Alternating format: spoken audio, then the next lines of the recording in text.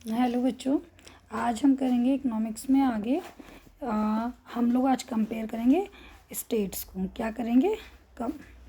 States को compare करेंगे। Comparison of states. कौन कौन से स्टेट्स को हम कंपेयर करेंगे? यहाँ पर हरियाणा, आपकी बुक में दे रखा है वैसे ये, केरला और बिहार। इनको हम डिफरेंट मेज़रमेंट से, डिफरेंट पैरामीटर से मेज़र करेंगे। ओके, जैसे आपका फर्स्ट स्टेट है हरियाणा। पहले हम क्या देखते हैं? IMR। IMR मतलब infant mortality rate. Infant mortality rate, IMR। ठीक है बच्चा। तो देखो, आपका हरियाणा में कितना है? 33, और आपका केरला में 10, और आपका बिहार में 38। मतलब 1000 बच्चों पर कितने बच्चे जीवित रहते हैं, कितने मरते हैं। ठीक है, तो ये होगी इन्फेंट मॉर्टेलिटी रेट। ओके, तो ये IMR देखो, हरियाणा में 33 है, केरला में 10 है और 38। मतलब केरला में 1000 बच्चों में से सिर्फ 10 बच्चे मरते हैं, बाकी सारे जीवित रहते हैं। तो इस हिसाब से तो ये स्टेट ज़्यादा ग्रो कर रही है। सेकेंड है आपका लिटरेसी रेट। लिटरेसी रेट मतलब कितना परसेंट है। ये 2011 का आंकड़ा है बेटा। तो देखो, हरियाणा का लिटरेसी रेट है 82%, यहाँ का है 94% केरला का, और यहाँ का है 62%। तो अगेन केरला ज़्यादा आगे है। उसके बाद है net attendance ratio. Net attendance ratio मतलब 14 से 15 साल के जो बच्चे हैं, रेशियो ऑफ द चिल्ड्रन 14 से 15 साल, कितने बच्चे 14 से 15 साल के ग्रुप के बच्चे जो हैं, एज ग्रुप के बच्चे स्कूल में क्लासेस अटेंड करते हैं। ठीक है, ये यहाँ पर है। तो इसमें अगर हम देखें तो कौन सी स्टेट ज़्यादा है? तो बेटा इसमें भी अगर हम देखें तो यहाँ पर है 61% है, और इधर। तो यहाँ पर आप देखिएगा, यहाँ पर भी आप मेंशन कीजिएगा, अपनी बुक में से रीड कीजिएगा और पता कीजिएगा। केरला ही आपको सबसे ज़्यादा आगे ग्रो करती हुई लगेगी। इसके बाद है, चलिए आपको डिफ़ाइन करा देते हैं IMR। मैंने अभी वैसे आपको पीछे भी कराई थी, फिर एक बार फिर से करा देती हूँ। IMR, infant mortality rate. It indicates the number of children that die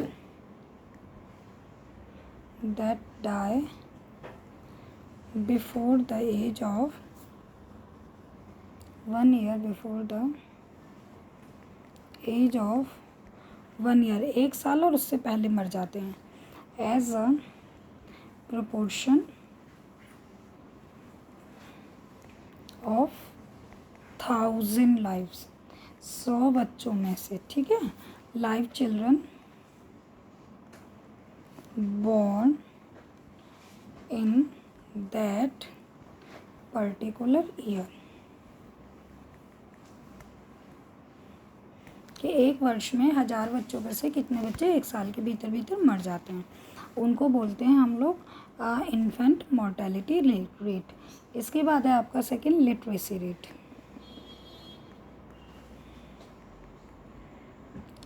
it major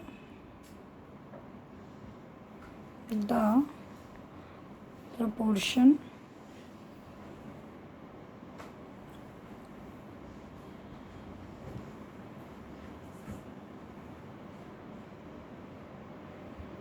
of literate population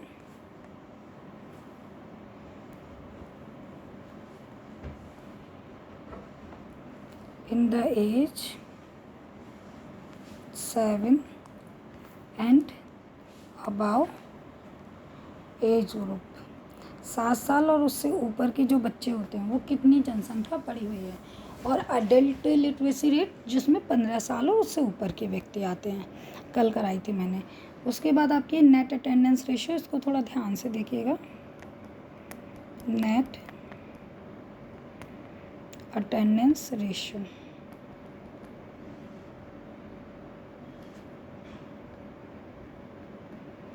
It is the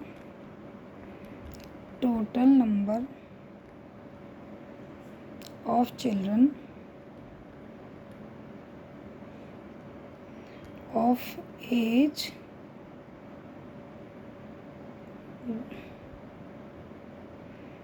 group 14 and 15 attending the school as a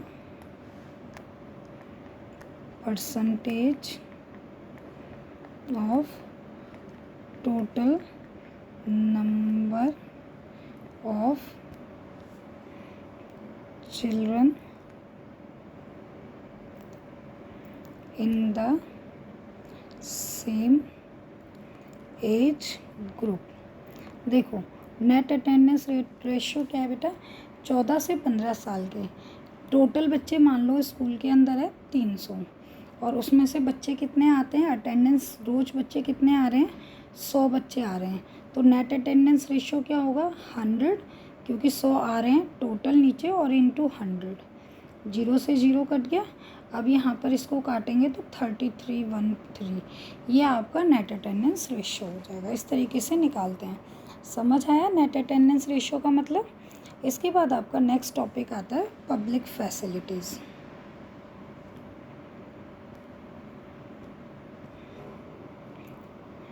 public facilities क्या होती है,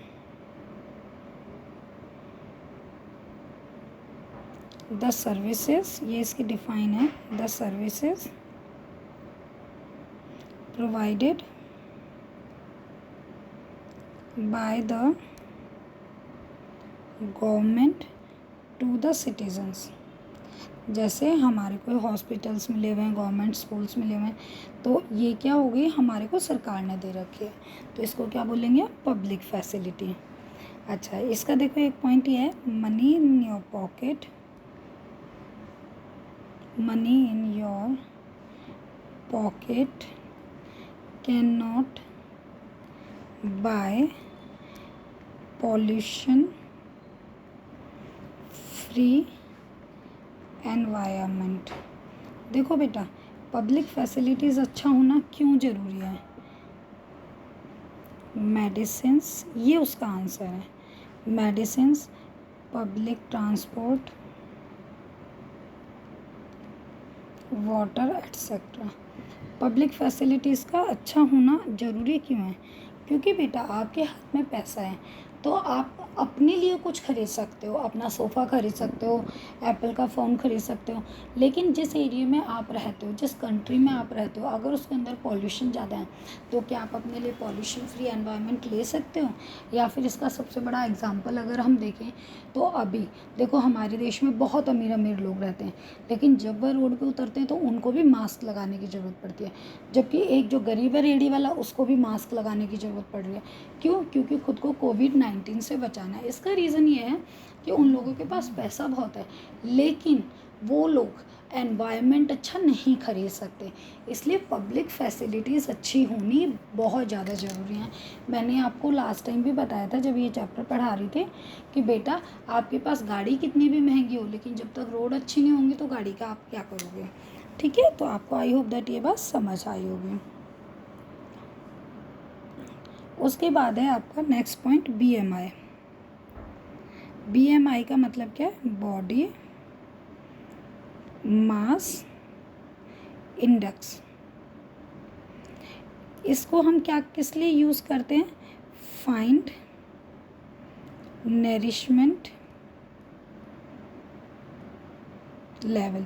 किसी व्यक्ति के अंदर कितना नरिशमेंट है उसको हम फाइंड आउट कर सकते हैं BMI से. BMI निकालने का फॉर्मूला क्या होता है बेटा, वेट हमें लेना होता है केजीज में, कितने किलो का है कोई व्यक्ति, और हाइट हमें लेनी होती है मीटर स्क्वायर में, हाइट हमें लेनी होती है मीटर स्क्वायर में.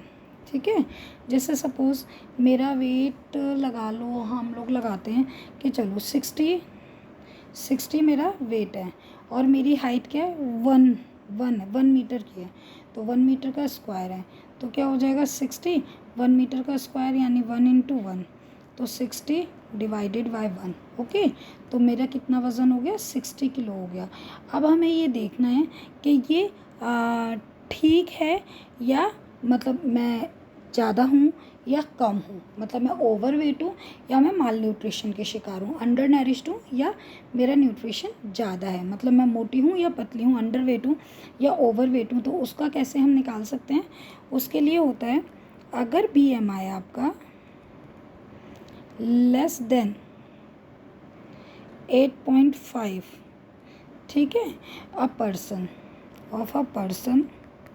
तो वो क्या हो जाएगा, अंडर नरिश्ड हो जाएगा। क्या हो जाएगा, अंडर नरिश्ड हो जाएगा, मतलब वो व्यक्ति कमज़ोर है, उसको और ज़्यादा न्यूट्रिशन की ज़रूरत है। और मैंने अपना कितना निकाला, 60, तो बेटा मेरी रियल हाइट जो है वो 1 मीटर से कहीं ज़्यादा है, वो मैंने ऐसे ही आपको समझाने के लिए करा था। Okay, I am not over weight. अच्छा, उसके बाद है अगर किसी व्यक्ति का, अगर BMI किसी व्यक्ति का मोर देन 25 आता है, क्या आता है, मोर देन 25, तो पर्सन क्या हो जाएगा, वो ओवर वेट हो जाएगा। क्या हो जाएगा, person will be over weight.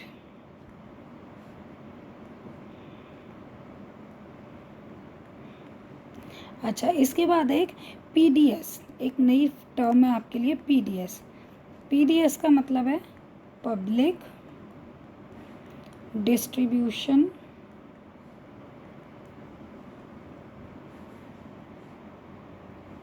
System.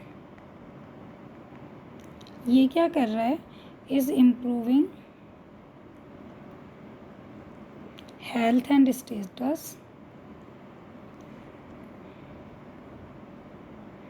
Health and nutritional status of people in some states, improving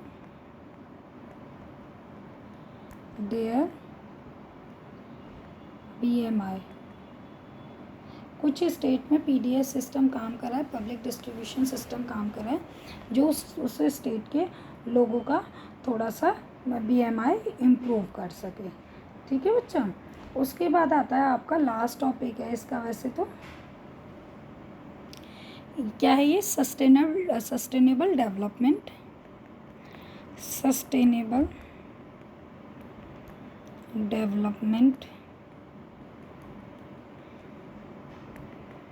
and ways of achieving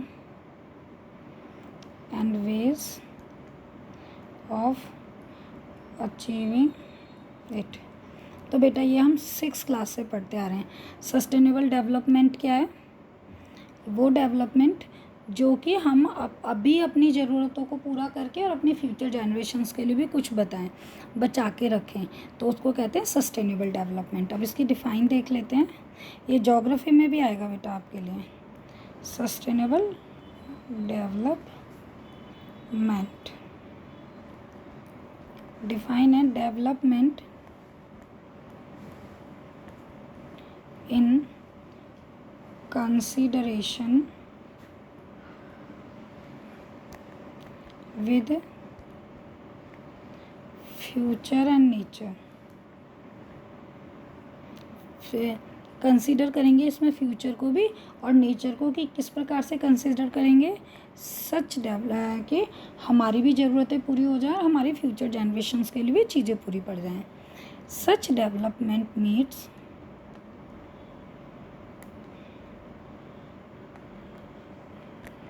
the needs of present without compromising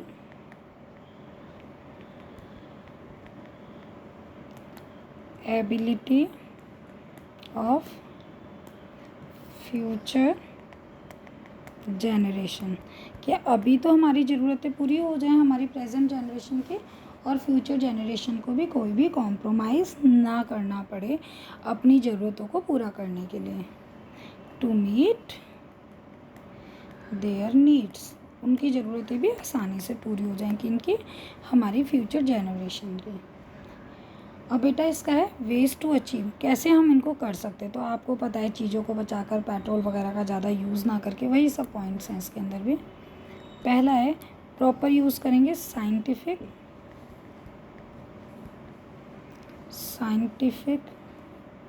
and proper use of natural resources. Proper use करेंगे natural resources का बिना harm फैलाए, मतलब ज़्यादा एकदम उसको खींचते जाएं उन रिसोर्सेज को ख़त्म ही कर दें, इस तरीके से यूज़ नहीं करेंगे। नो इंक्रीज इन पॉल्यूशन को अब नहीं बढ़ाएंगे, और एनवायरमेंटल डिग्रेडेशन, एनवायरमेंट को ख़राब नहीं करेंगे। Environmental degradation.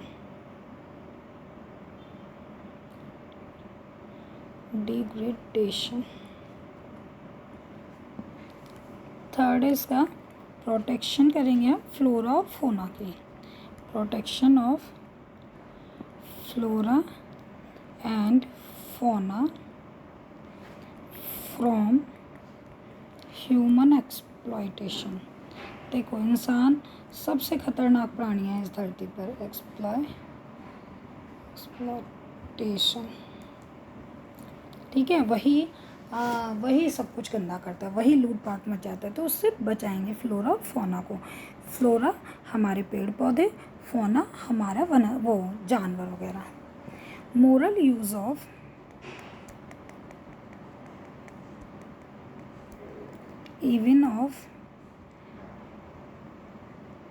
inexhaustible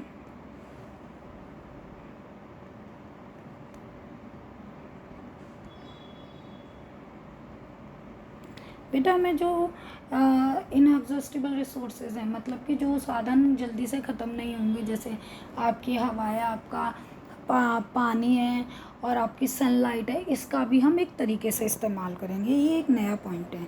अदरवाइज़ हम कहते थे पहले कितना भी यूज़ कर सकते हैं, लेकिन अभी वो स्थिति आ गई कि हमें इन चीज़ों का भी बहुत सोच समझ के यूज़ करना पड़ेगा, ताकि हम अपनी फ्यूचर जनरेशन्स को दे सकें। Maintaining fertility of cultivated land, बिल्कुल बहुत इंपॉर्टेंट पॉइंट है। Maintaining fertility of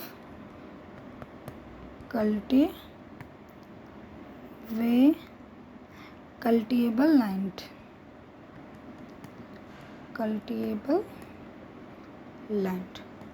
okay. अब आपको ये समझ में आया होगा, आई होप। अब देखो यहाँ पर एक छोटा सा पॉइंट है, मैं ऐसे ही समझा देती हूँ। हमारे जो रिसोर्सेज होते हैं दो प्रकार के होते हैं, एक रेन्यूएबल मतलब जिनको हम रिन्यू कर सकते हैं दोबारा, ठीक है, जिनको हम दोबारा रीन्यू कर सकते हैं, मतलब दोबारा प्राप्त कर सकते हैं, NEW। और नॉन रिन्यूएबल जिनको हम एक बार ख़त्म हो जाए तो प्राप्त नहीं कर सकते हैं, नॉन रिन्यूएबल रिसोर्सेज। अच्छा बेटा, जैसे जो अब इसमें क्या होता है, जो नेचर खुद बना लेता है, जैसे ग्राउंड वाटर है, ठीक है, और नॉन रिन्यूएबल क्या है, क्रूड ऑयल है। देखो ग्राउंड वाटर कैसे जल्दी से बन जाएगा, जैसे बारिश होगी तो धरती में धीरे धीरे ज़मीन में पानी जाता जाएगा। लेकिन अगर आपका एक बार कच्चा तेल ख़त्म हो गया, पेट्रोल ख़त्म हो गया, तो क्या वो आसानी से दोबारा बन सकता है? नहीं बन सकता, नॉट पॉसिबल। तो बेटा this was all about your development chapter. I hope that आपको समझ आया होगा। चैप्टर को रीड कीजिए, वीडियो अगर आपको पसंद आए तो please like share and subscribe कीजिए। Thank you.